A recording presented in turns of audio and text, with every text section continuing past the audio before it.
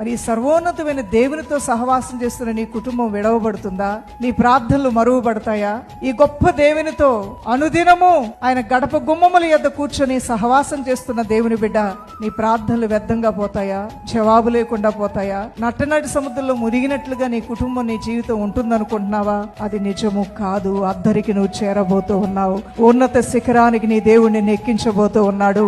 నువ్వు కోరుకున్న రేవుకు నువ్వు చేరబోతూ ఉన్నావు. యేసు నామములో నీ నోట నుంచి వచ్చిన ప్రతి ప్రార్థనకు జవాబు నువ్వు పొందబోతూ ఉన్నావు. దేవుని కార్యాలు అంత అత్యద్భుతంగా నీ జీవితంలో ప్రభువైన దేవుడు దాచి ఉంచాడు. మానవ సహజంగా మనకి మరుపు అనేది వస్తూ ఉంటుంది. ఇప్పుడున్న సమస్య కన్నా ఇంతకుముందు నీకున్న సమస్యలు ఎక్కువ. అప్పుడు నువ్వు ప్రార్థన చేస్తే యేసయ్య నీకు జవాబిచ్చాడు. కానీ ఇప్పుడు నీకు సమస్య వచ్చినప్పుడు మరలా నువ్వు మొదటి స్థితిలోకి నువ్వు వచ్చి భయపడుతున్నావేమో, మనసుని వేదన పరుచుకుంటున్నావేమో, నీ మనస్సు మరుపునిచ్చిందేమో.